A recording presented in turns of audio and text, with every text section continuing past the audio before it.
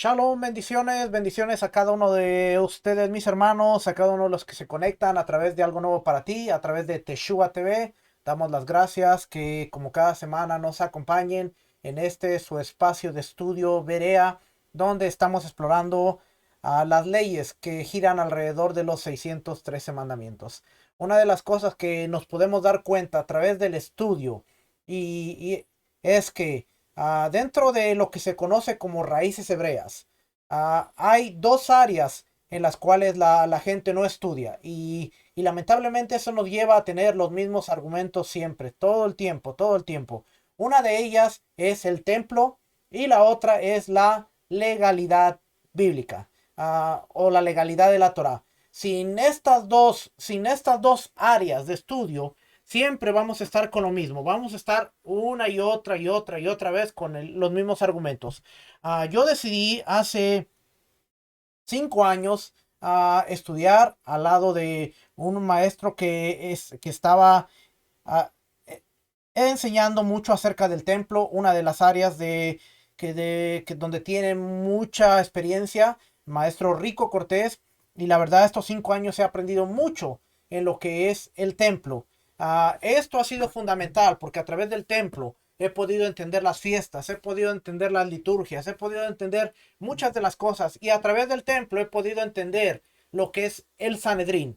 Y el Sanedrín ha sido una parte fundamental porque todo en la Torá, nos guste o no, gira alrededor de un Sanedrín. Lo podemos comprobar desde Éxodo capítulo 18, cuando Yitro, el suegro de Moisés, llega y lo visita. Y Moisés está explicándole la Torá a todo el pueblo. Y Yitro le dice: hey, vas a morir y este pueblo va a morir. ¿Qué haces? Enséñale a gente y que esa gente sea sobre la gente, sobre 10, 50 y centenares. Y se establece lo que es el liderazgo.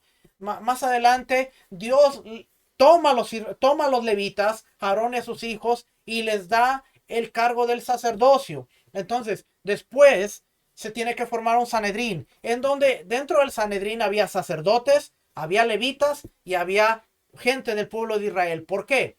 Porque los sacerdotes, dentro del Sanedrín, 70 personas más el sumo sacerdote, 71, estaban encargados había sacerdotes porque había áreas santificadas de las cuales los sacerdotes eran los únicos que podían opinar de eso y estaban ahí. Había levitas, porque había áreas de los levitas, que eran los que apoyaban y los que opinaban. Y había gente de Israel, que era la que estaba ahí porque era gente del pueblo, que había cuestiones del pueblo fuera que también ellos opinaban. Así es que había tres niveles de santidad. Estaban los sacerdotes, estaban los levitas y estaba Israel.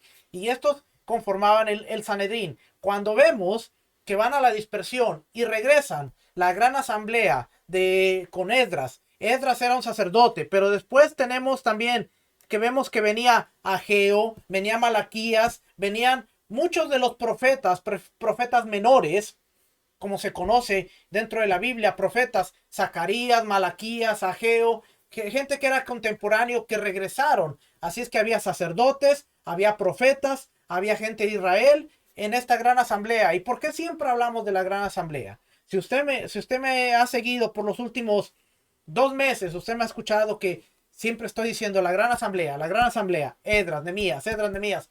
Parecemos discos rayados, pero ¿por qué?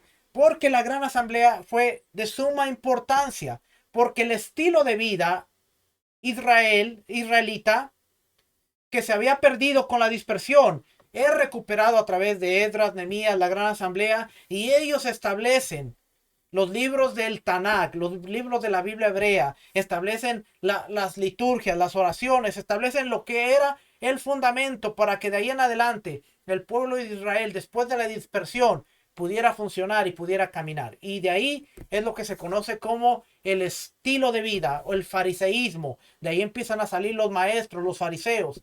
Y por eso siempre estamos con lo mismo, lo mismo, lo mismo, lo mismo, porque si queremos entender la Torá, tenemos que entender que la jurisdicción de la Torá es sumamente importante. Hoy, discúlpeme la expresión, pero hoy cualquier loco se para y dice, nosotros podemos hacer esto, nosotros podemos hacer aquello, nosotros podemos esto, nosotros podemos, pasándole por encima a la jurisdicción bíblica. Mire, nosotros aquí en Estados Unidos habemos gente de muchos países. Habemos gente de México, de Guatemala, El Salvador, de Honduras, de Ecuador, de Venezuela. Habemos gente de muchos países.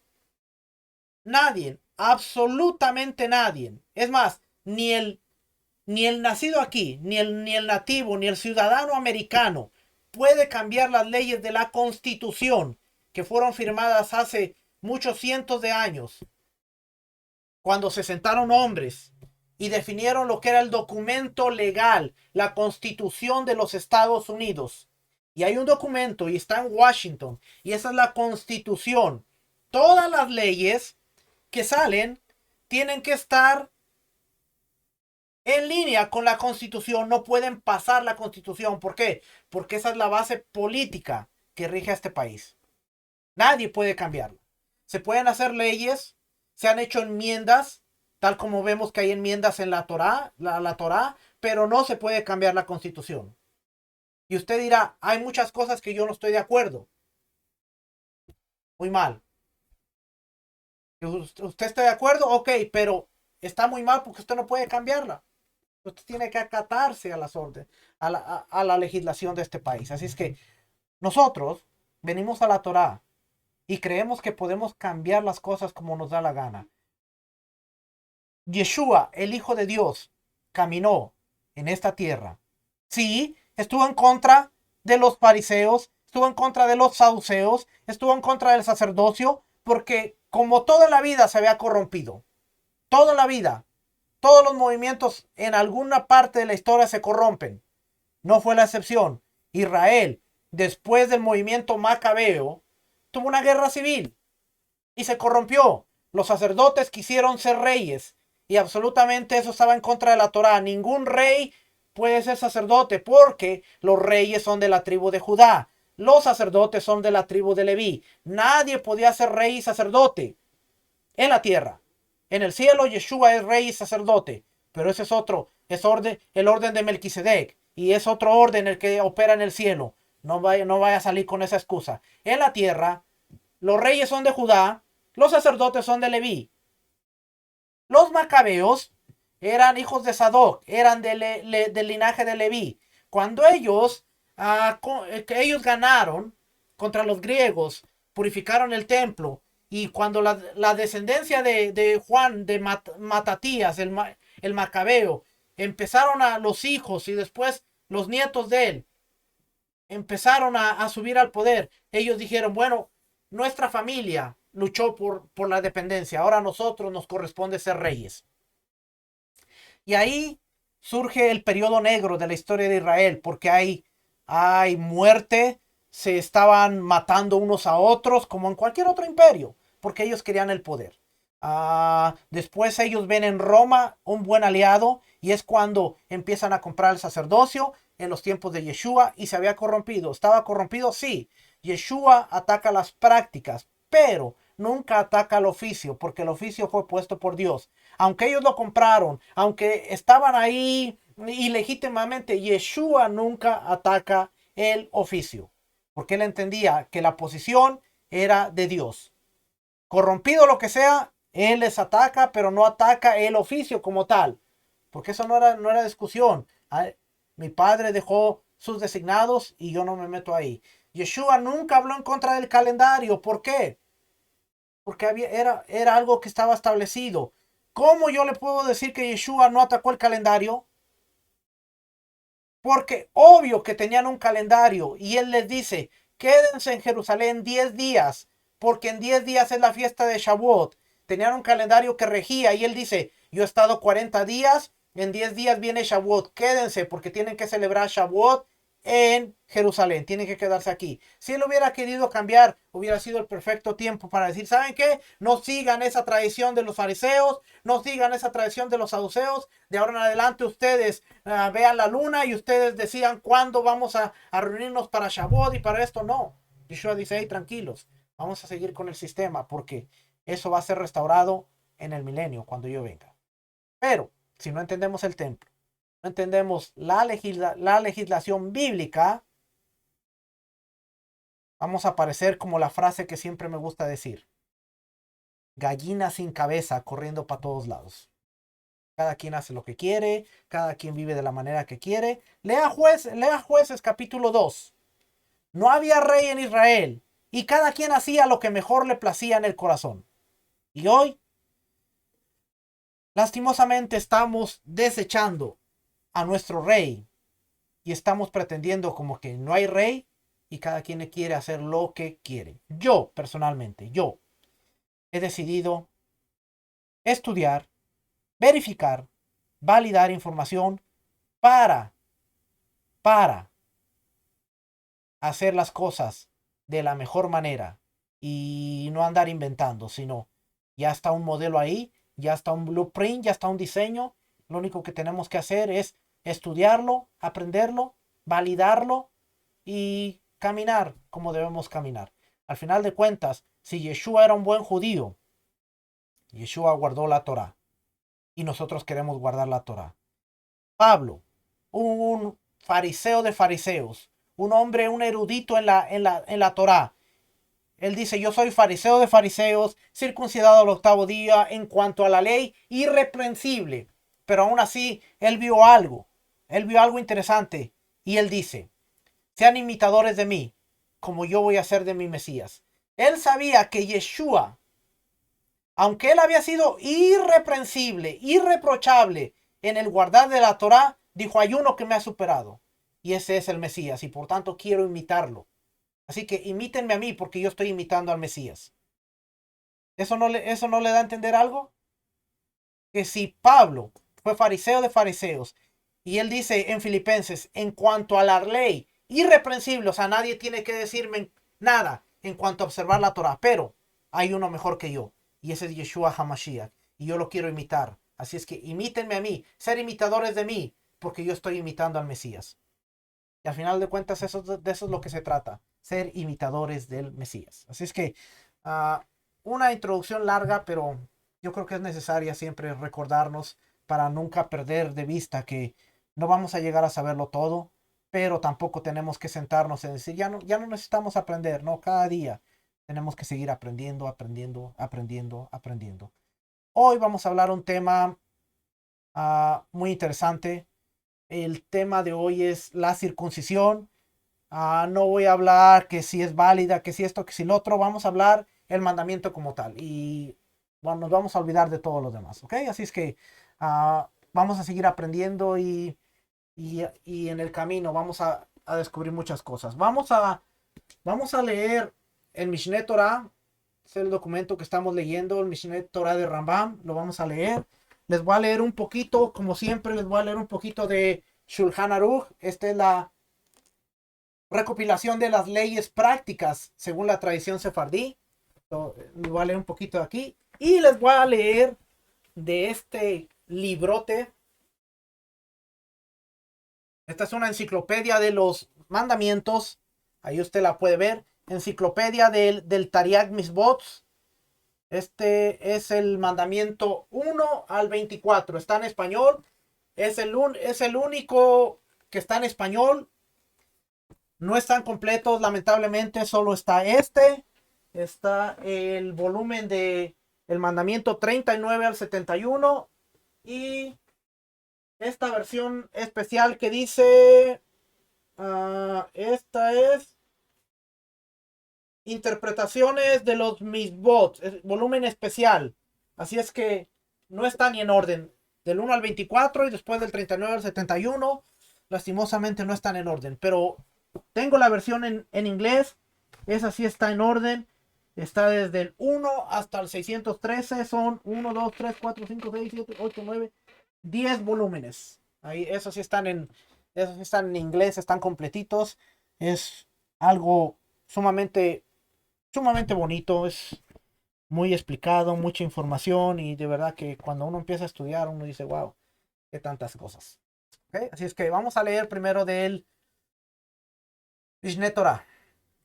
Mishneh Torah y después les voy a leer del Tariag Misbot y les voy a leer del Sefer Hajinu, que estos dos siempre son los que siempre estamos leyendo porque son dos recursos muy buenos.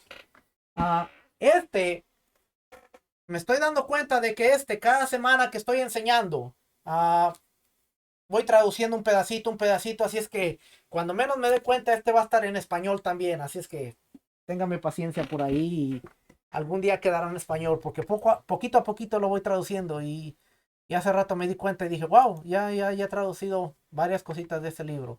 Y es que dice por aquí, capítulo 1, la circuncisión. La circuncisión o milá, por eso es Brit Milá, el pacto de la circuncisión. La circuncisión significa milá. La circuncisión o milá es un precepto positivo pasible de la pena de caret si no es cumplido. Y ya voy a explicar ahorita eso. ¿Cómo expone?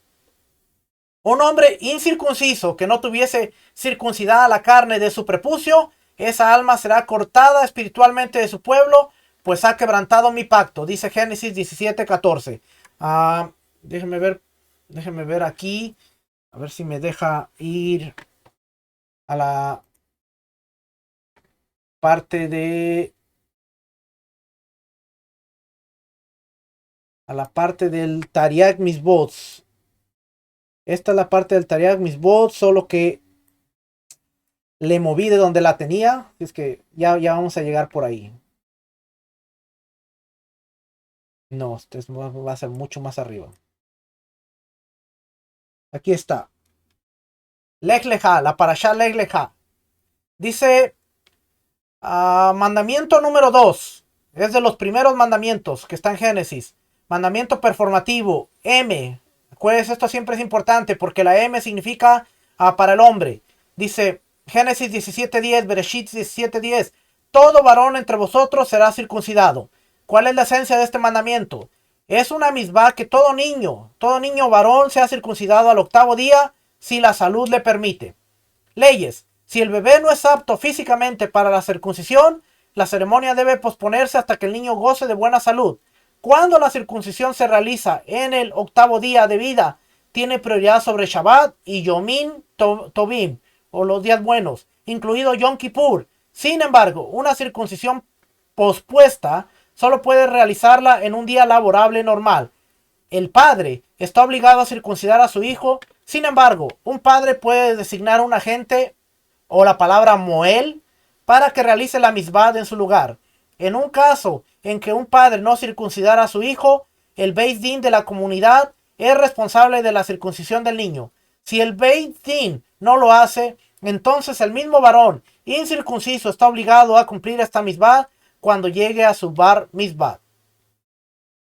Perspectivas. Hashem desea que su pueblo elegido llevara una señal permanente en sus cuerpos para diferenciarlos de las otras naciones. Además, Hashem no creó intencionalmente al hombre perfecto al nacer, es decir, circuncidado, para enseñarle que así como la perfección de su forma física es por su propia mano, también está en su capacidad de completar su forma espiritual a través de la dignidad de sus acciones.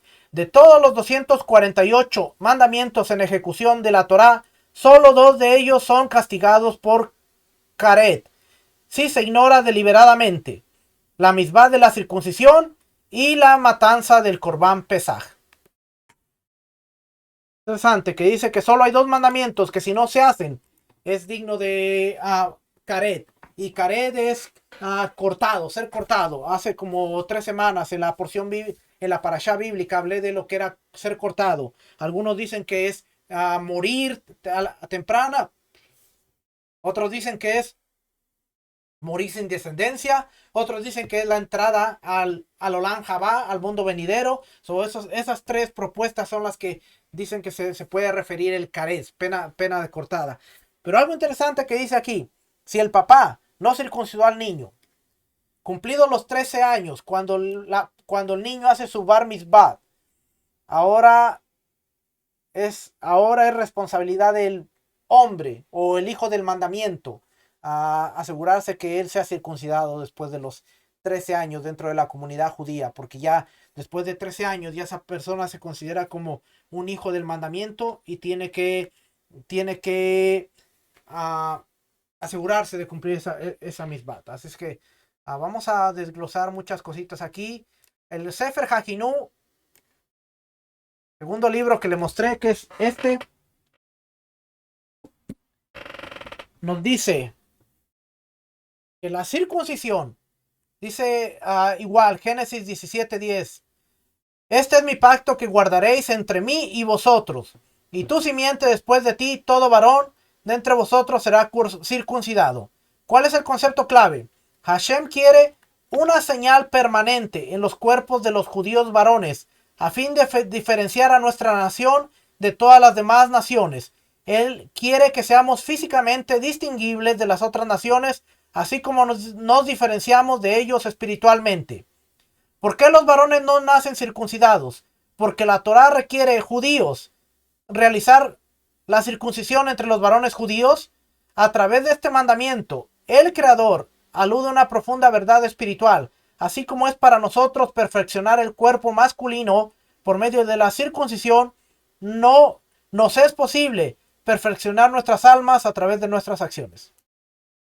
Interesante que la Biblia le llama a un cuerpo perfecto al cuerpo circuncidado. Los griegos, por el otro lado, en la era helenística, le llamaban al cuerpo perfecto un cuerpo sin circuncisión, y llamaban a los judíos bárbaros porque se mutilaban sus cuerpos. Gran contraste que la Biblia dice el cuerpo perfecto es aquel que se hace la circuncisión. El griego dice no, el cuerpo perfecto es aquel que no se hace la circuncisión. Okay, vamos a regresar a Mishneh Torah.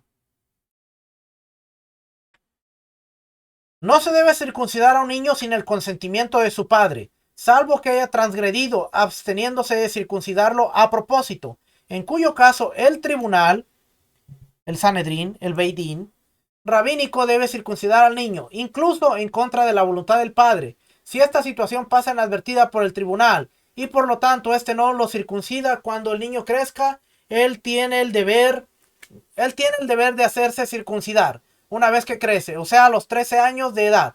Cada día de su vida que transcurra sin estar circuncidado estaría omitiendo un precepto positivo, pero no merece caret, a no ser que muera siendo incircunciso a propósito. Tanto el esclavo nacido bajo el dominio de un israelita como el esclavo adquirido de un no judío debe ser circuncidado por su amo. Solo que el nacido de la casa debe ser circuncidado al 8º día, y el adquirido debe ser circuncidado el mismo día que se le adquiere, incluso el día de su nacimiento. Vamos a ver qué más encontramos por aquí. Si alguien adquiere un esclavo adulto no judío y el esclavo no quiere ser circuncidado, se intenta convencerlo durante 12 meses. Oiga bien aquí, porque aún dice aquí, si había un esclavo, no se le obligaba a circuncidarse. Se trataba de convencerlo durante 12 meses, un año. Era esclavo en la casa, pero se le hacía convencer de que se circuncidara por su voluntad propia. O sea, no era que es esclavo y ahora vas a hacer lo que yo quiera y te voy a circuncidar. No. Dice, se le trataba de convencer durante 12 meses. Está prohibido mantenerlo incircunciso por más tiempo. Dice, sino que se lo debe devolver a vender a no judíos. No obstante, si previamente, antes de pasar a posesión de un israelita, el esclavo pactó con su amo no judío que jamás sería circuncidado, está permitido seguir teniéndolo, aunque esté incircunciso, solo que debe asumir el cumplimiento de los 7 preceptos ordenados a los hijos de Noah, y entonces es considerado un ger tosaf, un extranjero residente, estatus de un no judío que cumple los 7 preceptos universales y vive en la tierra de Israel. Que se le dé un estatus de Ger Tosab implica, entre otras cosas, que la comunidad le debe proveer sustento en caso de una necesidad. Y aquí es donde podemos entrar en el concepto de los temerosos de Dios y los prosélitos. Y yo sé que a muchos no les gusta el concepto de las leyes noádicas, las leyes de Noach, no son bíblicas, es un invento del judaísmo y todo, pero tenemos que darnos la oportunidad de estudiarlas, ¿ok? ¿Y yo estoy a favor de las leyes noádicas? No. Creo que en algún punto de la historia eran como un puente para que el pueblo empezara a observar la Torá. Sí, de hecho, parte de la resolución de Hechos 15 tiene que ver con, ok, ustedes tienen que guardar esto, pero aprender Torá y seguir creciendo en el conocimiento de la Torá. Así es que las leyes noádicas, a salvo que alguien la use para discriminar a los creyentes, decir, bueno, ustedes no guarden Torah y ustedes solamente guarden esto porque ustedes son creyentes de segunda mano, está equivocado. Pero si son como un puente de, ok, empieza con esto y luego vienes de lleno a la Torah, es algo bueno. Todo tiene que ver la forma como la observemos, porque hoy hay muchos maestros que usted le dice las leyes noádicas y olvídese, se ponen con los pelos de punta y no saben ni qué decir ni qué nada. Hermano, si algo yo he aprendido a través de mi esposa es que debemos examinarlo todo. Yo hoy no me espanto porque yo lo examino todo, lo estudio todo. El gran problema es que a veces nos enfrascamos en una cosita y no tenemos argumentos. ¿Por qué yo puedo dialogar con muchas personas que no creen como yo? Porque yo estudio las áreas donde ellos están estudiando constantemente y yo sé, cuando alguien me dice, que esto y esto, ok. Mi esposa constantemente me está diciendo, mira esto, y yo lo estudio. Así es que cuando viene alguien y lanza unos conceptos así que parecieran de otro planeta, que la gente dijera, wow, yo me quedo así como que, ok, ok. Porque cuando nos damos la oportunidad de estudiarlo, Pablo dijo, Rab Shaul dijo, escudriñarlo todo, retener lo bueno, desechar lo malo. En palabras de Rico Cortés, ah, toma la carne, cómete la carne, desecha el hueso. Eso me lo acaba de enseñar mi maestro hace poquito. Cómete la carne, desecha el hueso. Aprende a sacar el hueso de la carne para que no te haga daño. Cómete la carne, desecha el hueso. Ah, lo mismo que dijo Pablo. Aprende a escudriñarlo todo. Retén lo bueno, desecha lo malo. Y esa es la clave para poder seguir creciendo. Entonces, nos quedamos en que las leyes noádicas, no se espante, ¿ok? Es como una parte para la transición. Cuando la vemos desde esa perspectiva, cuando la vemos desde la perspectiva despectiva o que alguien te dice, no, tú solamente tienes que ah, observar esto porque nunca vas a poder llegar a esto, entonces sí hay problemas, porque a mí nadie me va a decir que no puedo estudiar Torah y observar la Torah, porque es un estilo de vida que Dios se la dio a todo aquel que quiera observarla correctamente. Es que nadie me va a decir, no, tú quédate ahí porque no puedes llegar aquí. Pero esa es otra clase después.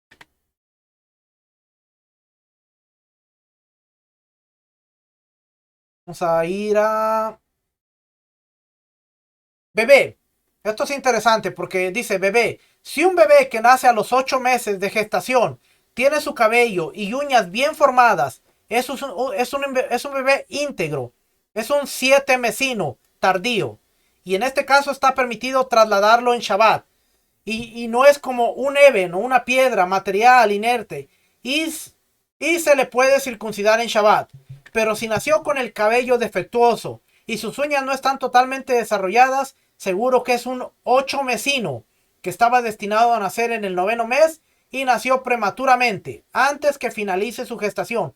Por lo tanto es considerado como una eben, una piedra material que no está gestado completamente, no es un bebé todavía. Está prohibido. Hoy dice aquí, piedra material inerte porque hay mayores posibilidades que ese bebé no viva.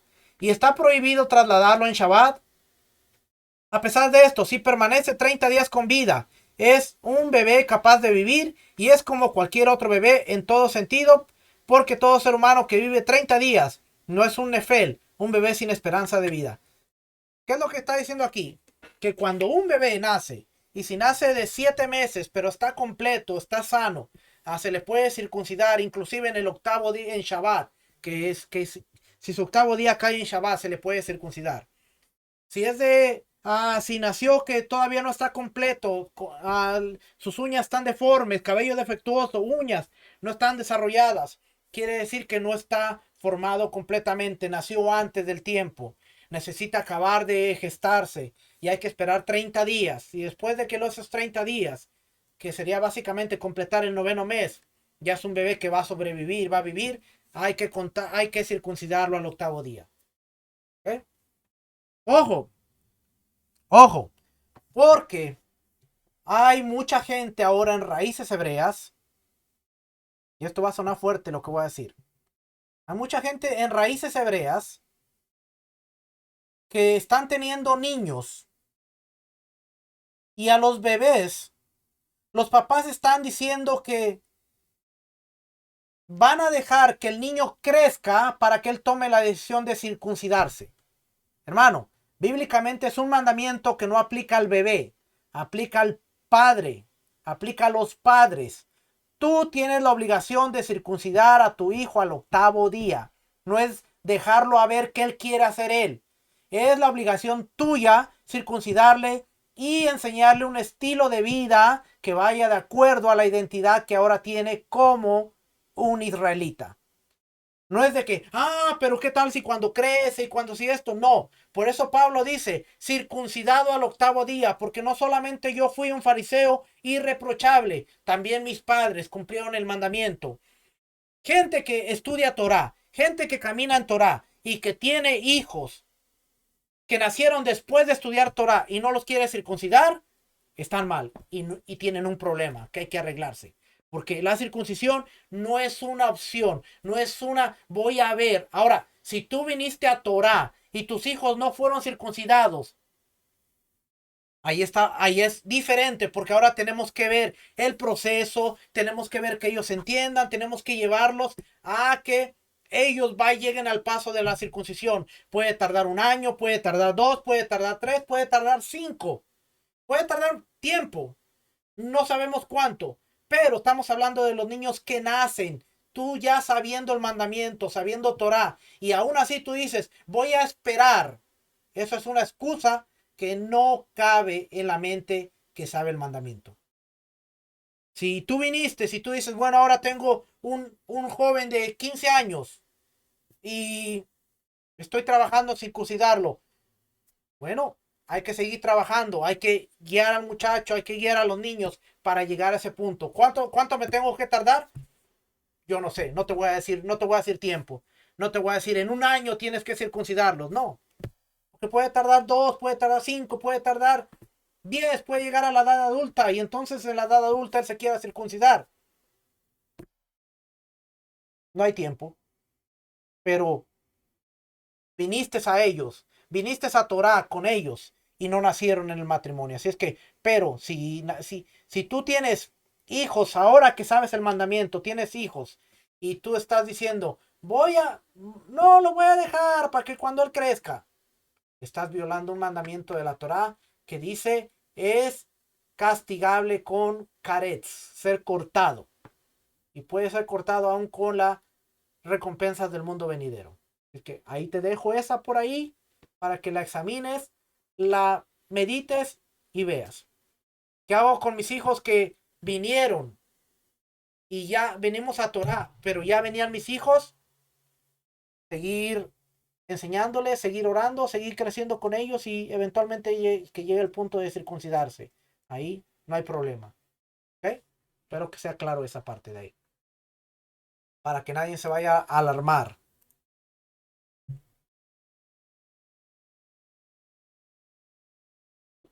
16. Oiga esto bien, claro, porque dice, no se circuncida un enfermo hasta que sane.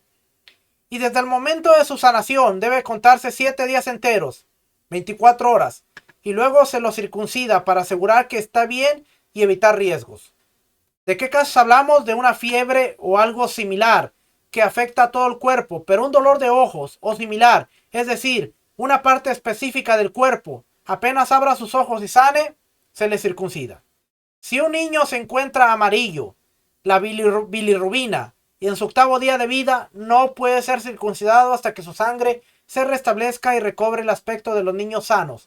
Asimismo, si está muy rojo, como si lo hubieran pintado, no puede ser circuncidado hasta que su sangre se absorba en sus órganos y recobre el aspecto del resto de los niños, pues esto es una enfermedad. Hay que tener mucho cuidado con estas cosas. Solo se puede circuncidar a un bebé que no esté enfermo, pues el peligro de vida antecede a todo. El peligro de vida antecede a todo, puesto que la circuncisión puede realizarse después de un tiempo, pero nunca se podrá retornar a un alma de un israelita que falleció. Si una mujer hace circuncidar a su primer hijo y este muere porque ella lo debilitó y luego ocurre lo mismo con el segundo, sea del mismo esposo o de otro, no se circuncida al tercero en su momento, al 8º día, sino que debe esperar hasta que crezca un poco y se fortalezca. Y murió al 8º día y el segundo murió al 8º día, bueno, tienes que esperar. Acuérdense, el punto importante que vemos aquí es la salud, va primero. Hay gente que cuando yo conocí al Moel, él dice, yo soy muy cuidadoso porque hay gente a la que no se le puede realizar la circuncisión porque puede poner en riesgo su vida. Gente que está enferma, gente que tiene alguna enfermedad crónica, la salud va sobre el mandamiento. Si tu vida corre peligro, por más que quieras circuncidarte, tienes que buscar los medios, asegurarte que vas a estar bien en hacer algo. No por querer cumplir un mandamiento vas a perder la vida, por decir, no, es que lo tengo que hacer. Si es que hay enfermedades que lamentablemente son crónicas y puedes tener el riesgo de perder la vida. La Torah dice, la vida va sobre el mandamiento. Y con los bebés también. Si al 8º día, por cuestiones fuera de tu voluntad, el niño no tiene el nivel de sangre, la bilirrubina o todas estas cosas médicas, no se puede circuncidar al 8º día, no tenemos que ser tan estrictos de decir, no, pero la Torah dice al 8º día, sí, si tu hijo es sano. Si no, tenemos que buscar los medios para hacerlo de manera sana y de manera efectiva. Personas y utensilios aptos para realizar la circuncisión. Todos son aptos para realizar una circuncisión. E incluso un incircunciso, un esclavo, un niño y una mujer circuncidan en un lugar donde no haya un hombre. Puede hacerlo. Sin embargo, un judío que no circuncide en absoluto, pero si ya lo hizo, no es necesario repetir la circuncisión. Es decir, sacarle sangre simbólicamente. Oiga bien lo que dice aquí. Porque muchos dicen, no, es que si no te la haces de acuerdo al judaísmo, no es válida. Bueno, Rambán, Maimónides dice, si se la hizo a un no judío, no es necesario repetir la circuncisión, es decir, sacarle sangre, ya está circuncidado. Y esto es la autoridad máxima que tiene el judaísmo, Maimónides. Se lo voy a volver a leer. Oiga bien lo que dice aquí. Si un no judío que no circuncide, que no haga circuncisión en lo absoluto, pero si ya lo hizo, no es necesario repetir la circuncisión, es decir, sacarle sangre simbólicamente. ¿Ok? Con cualquier elemento se puede circuncidar, incluso con una piedra filosa. ¿Quién se va a querer circuncidar con una piedra? Yo no. Vidrio, oiga, o cualquier elemento cortante. Pero no se puede circuncidar con el filo o membrana de una caña, por el peligro que implicaría el contacto con sus astillas. La mejor forma de cumplir el precepto es circuncidar con hierro, sea un cuchillo o tijeras. No obstante, todo el pueblo de Israel adoptó la costumbre de circuncidar con cuchillo. Vaya con una persona que sepa hacerlo, ¿ok? No vaya a agarrar un vidrio, una botella, vaya a agarrar la botella y va a decir, me voy a circuncidar, porque solamente en los tiempos donde no había medicina hacían eso. Así es que, rapidito, vamos a ver aquí. ¿Cómo se hacía la circuncisión? Milá. Se corta el prepucio hasta que todo el glande quede al descubierto. pría. Se corta la uña de la uña con la uña la membrana suave que está debajo de la piel y se mueve al otro lado hasta que se vea la carne del glande. Esta parte es cuando se hacen bebés y que tenemos que seguir estudiándola todavía. Yo no estoy tanto de acuerdo con esto porque dice, se succiona la circuncisión para extraer la sangre que se encuentra en las partes alejadas a la herida para evitar riesgos. Aunque las posibilidades de que surja un problema por no hacer este paso son escasas. Los sabios determinaron que igual hay que hacerlo para evitar incluso el mínimo porcentaje de riesgo. Luego la metzitza se pone una venda con una sustancia curativa, gasa o similar. Todo moel circuncidador que no hace metzitza debe ser destituido. Prácticamente dice que el moel va a tomar al niño, va a echarse un vino en la boca y después de echarse vino en la boca va a succionar el miembro del bebé para sacar la sangre que pueda haber ahí. Esa parte estamos todavía seguimos estudiando el por qué se hacía. ¿Okay? Debe haber un porqué. Pero no la descartamos, pero debe haber un porqué. ¿Okay? Hasta este punto soy muy nuevo en todo esto, sinceramente, estoy nuevecito estudiando. La vez pasada escuché a mi maestro Rico Cortés aún decir que todavía él está estudiando esa parte de por qué, y yo sé que llegando el día vamos a ver por qué cuando nos pongamos a estudiar más a fondo, por qué había que hacer esa succión. Acuérdense también que estamos hablando de prácticas de la Edad Media, cuando la medicina y todo, y había riesgos de infección, entonces todo esto se hacía por riesgos de infección, pero la medicina ha avanzado y aún así vemos que el riesgo de infecciones era muy, muy poco. Que no se vaya a espantar esa parte, se la tenía que leer porque es parte del documento y se la tenía que leer. ¿Qué más por acá? Circuncisión en Shabbat. En Shabbat se puede hacer todo lo necesario para una circuncisión. Milá, pría, metzizá. Volver a cortar los restos de piel que invalidarían la circuncisión. Aunque el moel ya se haya apartado, cortar los restos de piel que no la invalidarían si es que el moel aún no se apartó y colocar una venda. No obstante, la preparación de los menesteres de la circuncisión no desplazan al Shabbat, es decir, no está permitido transgredir el Shabbat para ello. ¿Qué significa esto? Si no encontraron un cuchillo, no se puede fabricar uno en Shabbat, ni trasladarlo si está en otro lugar, ni siquiera se le puede trasladar por un pasaje sin erub de un patio a otro. El erub, que es una ordenanza rabínica, no queda relegado para poder transportar el cuchillo para cumplir el precepto de la circuncisión, porque se lo podía haber llevado antes del Shabbat. Prácticamente dice, puedes hacer la circuncisión en Shabbat, pero tienes que tener todo lo que necesitas para la circuncisión antes del Shabbat, hacer todos los preparativos. Eso no quiere decir que porque es Shabbat y podemos hacer la circuncisión, no te prepares con anticipación. Esto se da, más que todo esto se da en bebés, no en gente adulta. ¿Okay? En bebés, la circuncisión. Pero eso es lo que tiene que ver. Preparar todo con anticipación. Si es que el bebé nació en el Friday, óigame, yo bien americano, el viernes en la tarde, y que al octavo día sería en Shabbat y que habría que hacerla en Shabbat, entonces cuando se hace.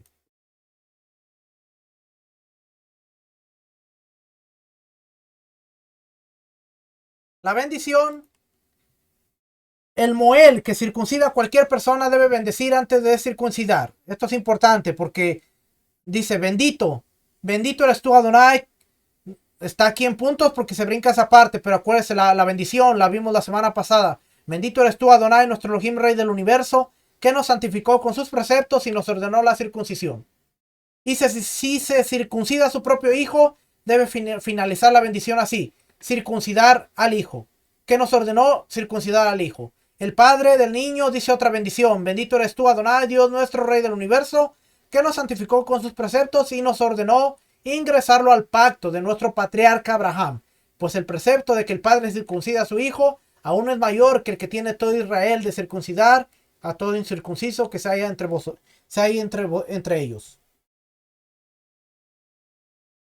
es un honor circuncidar a tu hijo. 3. Luego el padre, el Moel, o uno de los presentes dice, bendito eres tú, Hashem, Dios nuestro, Rey del cosmos, que santificó al amado.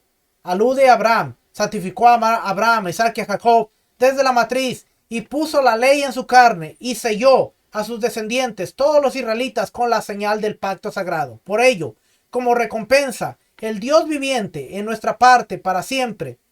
El Dios viviente es nuestra parte para siempre, por ser un pacto eterno, roca nuestra. Ordena, tal como lo hiciste con nuestros patriarcas sagrados, salvar al amado de nuestra carne, es decir, nuestra alma, y de la perdición. Bendito Genión, infierno. Bendito eres tú, Hashem, que instruye el pacto, y el Padre bendice Shekeyanu. El que circuncida conversos debe bendecir antes de la circuncisión. Bendito eres tú, Hashem, Dios nuestro, Rey del cosmos, que nos santificó con sus preceptos y nos ordenó circuncidar a los conversos y extraerle sangre del pacto. Porque si no fuera por la sangre del pacto, no se mantendrían los cielos y la tierra, como expone. Si no sería por mi pacto, de día y de noche no hubiera establecido mis leyes, las leyes de los cielos y la tierra. Jeremías 32:25. ¿Ve? Algo interesante porque se hace alusión al pacto, que nos acercó al pacto, que a través del pacto, y eso es lo interesante de la circuncisión, que al hacerla estamos sellando el pacto hecho a Abraham, Isaac y Jacob. Eso no tiene nada que ver con judaísmo, sino que tiene que ver con la señal del sello a Abraham, de la promesa a Abraham. Y en tu simiente serán benditas todas las naciones de la tierra, así como somos benditos a través del Mashiach. Entonces también tenemos que portar la marca, el sello que distinguió a Abraham de todas las naciones. Ya vamos casi hasta el final. Importancia de la circuncisión. El prepucio, la parte que debe extraerse de la circuncisión, es repulsivo y perverso. Y los perversos fueron despreciados con ello. Cuando Jeremías, quiso despreciar a los perversos, los denominó incircuncisos, como dice, porque todas estas naciones son incircuncisas. Jeremías 9:25. La circuncisión es grandiosa, al punto que Abraham Avino, nuestro patriarca, fue denominado íntegro recién cuando se circuncidó. Como dice, camina ante mí y sé íntegro, porque pondré mi pacto entre tú y yo. Ahora la Biblia, la Torá, está diciendo que una persona que tiene circuncisión alcanza el estatus de íntegro. Y hay algo más, que cuando nosotros vemos que cuando después de la circuncisión se le cambió el nombre de Abraham a Abraham y se le agregó la Hei del nombre sagrado. Es algo sumamente interesante, que después de la circuncisión no se llama Abraham, se llama Abraham, con la Hei del nombre de Dios, la Hei que representa vida, y por eso dice ahora es íntegro.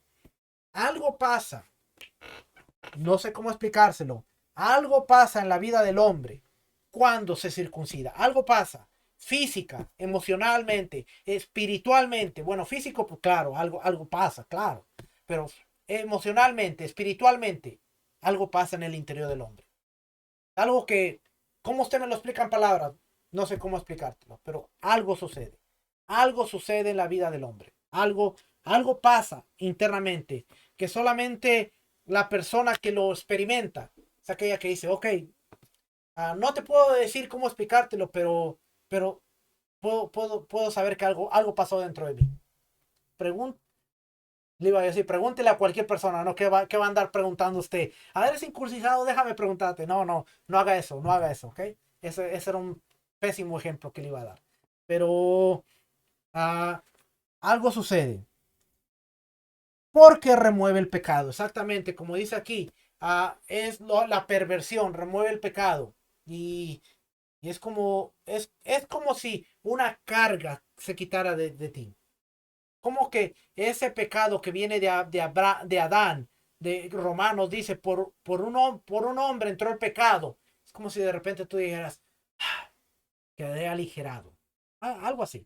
¿Okay?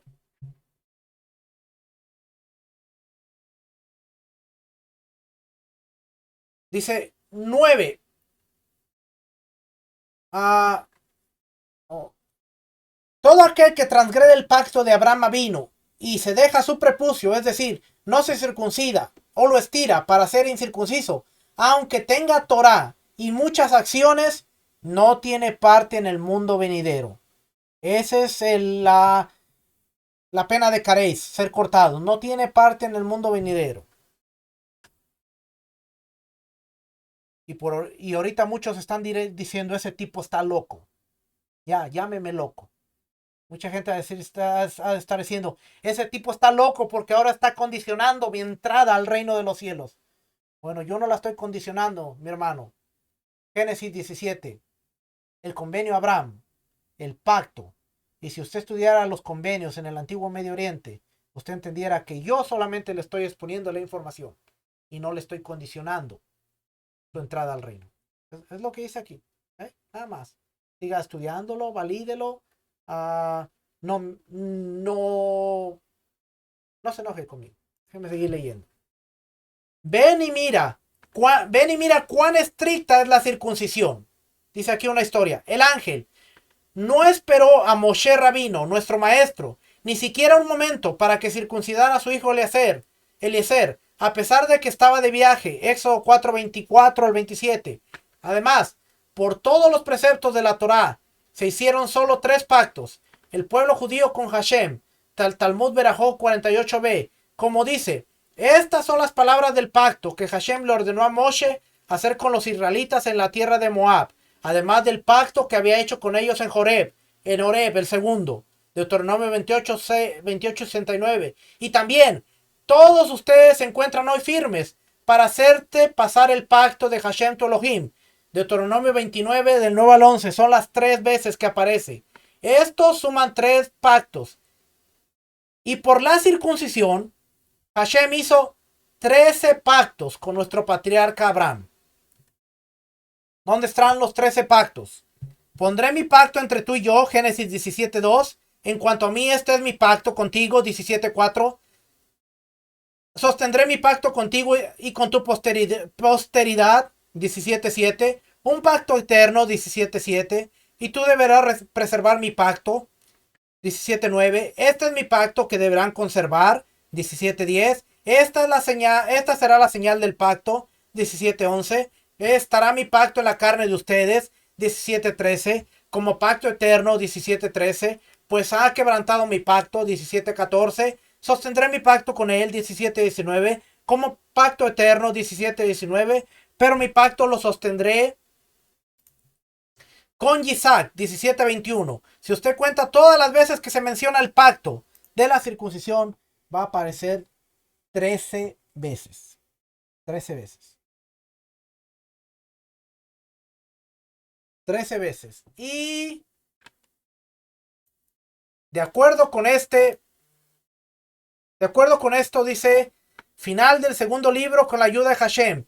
El total de capítulos de este libro es 46. Wow, leímos 46 capítulos en un par de semanas. Desglosados de la siguiente manera: leyes de recitado del Shema, leyes de la plegaria y la bendición sacerdotal, a 15 capítulos, leyes de los tefilín, mesuzá y el rollo de la Torá, 10 capítulos, leyes de los tzitzit, 3 capítulos, leyes de las bendiciones, 11 capítulos, leyes de la circuncisión, 3 capítulos. Es todo lo que hemos leído de este libro. Eso quiere decir que terminamos este libro y la próxima semana empezamos con el libro 3. El libro 3 es el libro de los tiempos. Ay, libro de los tiempos, que vamos a hablar. Ay, Dios mío, ahora sí me estoy gozando. En el libro de los tiempos vamos a hablar de... Déjeme llegar ahí. Libro de los tiempos, vamos a hablar de... No dice. Oh, sí. Leyes de Shabbat. 27 capítulos. Leyes de los Erubim. Leyes del descanso del séptimo día. ¿Hay más? No puede ser todo. Ya, es todo. Es todo. ¿Qué vamos a hablar de Shabbat? Va a ser intenso lo que vamos a hablar de Shabbat, leyes de Shabbat, leyes del Erubim. ¿Qué es el Erubim? Vamos a conocerlo. Y leyes del descanso del 10º día. Eso está hablando del 10º día, tiene que estar hablando de Yom Kippur. Ya, Yom Kippur. Ujú. Está. 10º día, Yom Kippur. Si es que. Libro 3. ¿Qué más le iba a leer? Oh, el Sefer. Aquí solamente le voy a leer para ir terminando de esto. Página.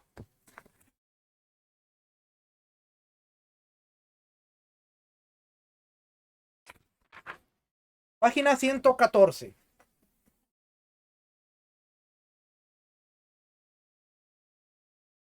Misbah 2. Realizar la circuncisión. ¿Cuánto tiene de información la circuncisión? ¿Quiere saber? La Misbah 5.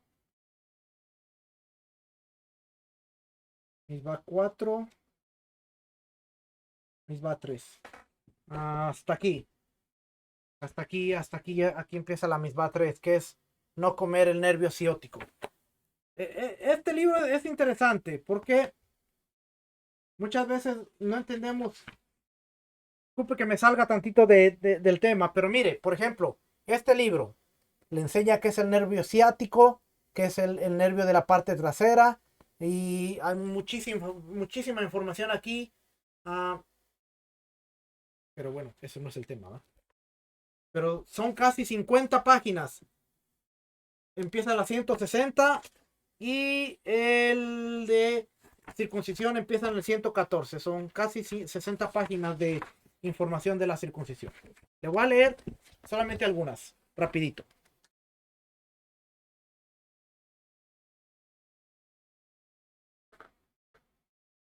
Misbah 1, se corta el prepucio por medio de un cuchillo, un instrumento afilado, luego se pela la membrana. Bueno, eso ya lo leímos. Un infante judío, esclavo o un infante nacido en un hogar debe ser circuncidado al 8º día de su vida y nunca antes. Si por cualquier razón el infante no fue circuncidado en su 8º día, debe ser circuncidado tan pronto como sea posible.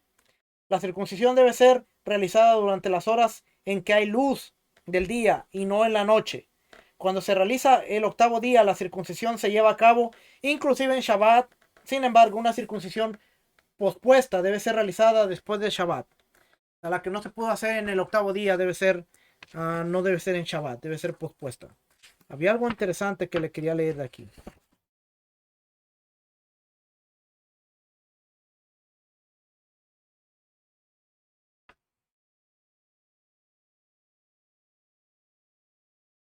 Caret, página 133. La obligación de ser circuncidado es la primera misbah, cuya transgresión deliberada es castigada con la pena celestial, caret, que deliberadamente significa corte. Literalmente significa corte. La Torá dice en Bereshit, Génesis 17:14, advierte que un varón incircunciso que no corta la carne de su prepucio, su alma será cortada, caret, de su pueblo, pues ha violado mi pacto. Sin embargo, la naturaleza precisa de este corte es ambigua.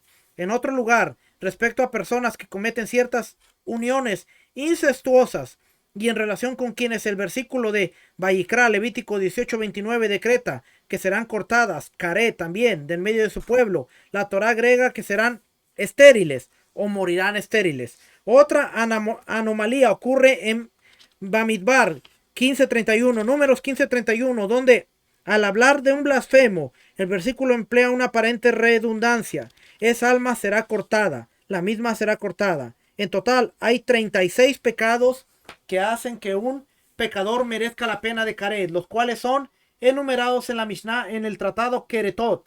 Las fuentes talmúdicas explican la naturaleza de caret un poco más claramente. Si uno muere a la edad de 50 años, enseña una baraita en el tratado Moed Katan, esa muerte es atribuible a caret. O sea, que las personas que mueren antes de 50 años tienen un castigo, una pena celestial, caret. Hay que ver. de que murió la persona de 50 años. Porque si fue una enfermedad, bueno, habrá que ver, ¿ok?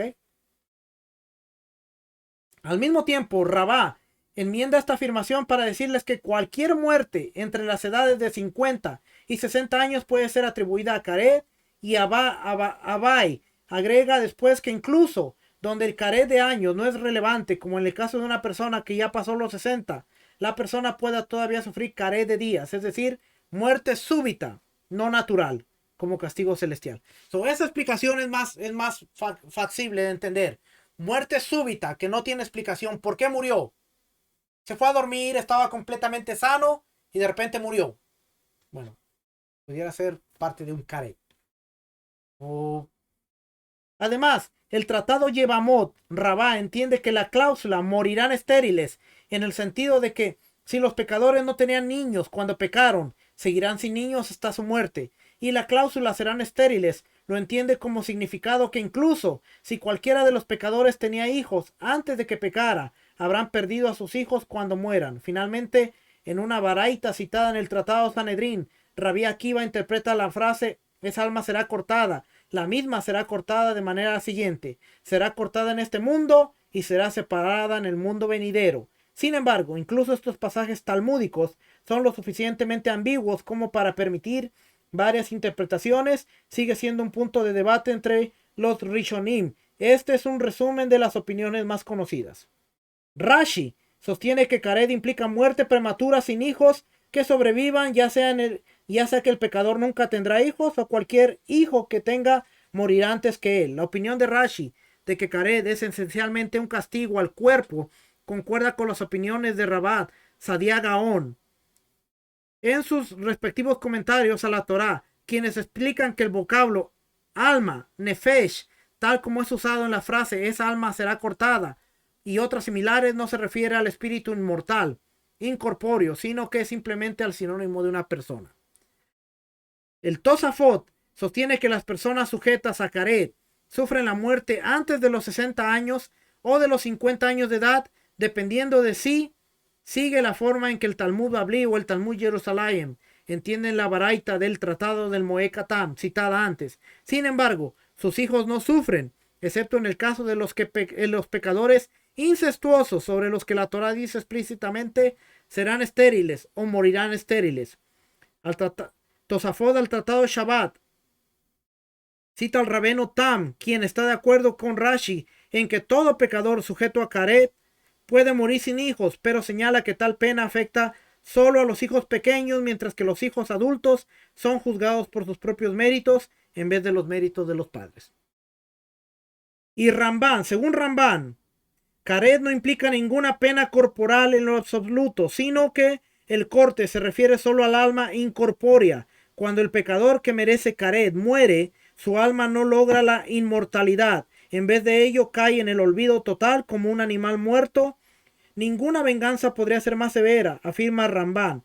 La exegesis de Rabí Akiva, que había hecho en el Sanedrín 90, cita cuando el pecador es cortado de este mundo, ya sea prematuramente o en la vejez, cualquiera que sea la causa de su muerte será cortado del mundo venidero.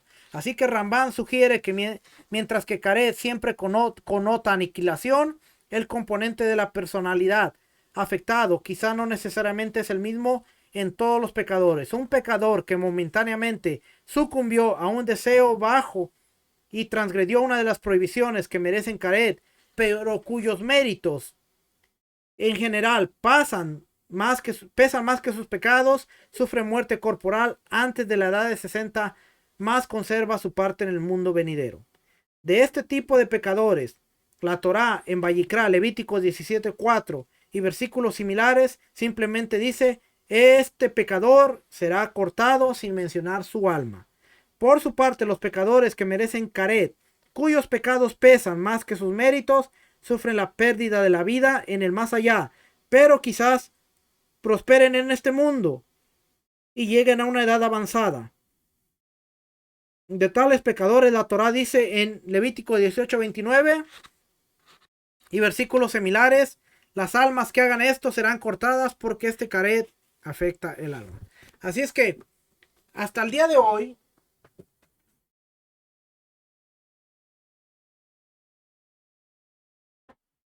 Hasta el día de hoy no hay una definición clara de lo que es Karet. Puede ser en esta vida, puede ser en la vida venidera, puede ser algo que suceda, pero yo no quisiera descubrirlo. ¿Ok?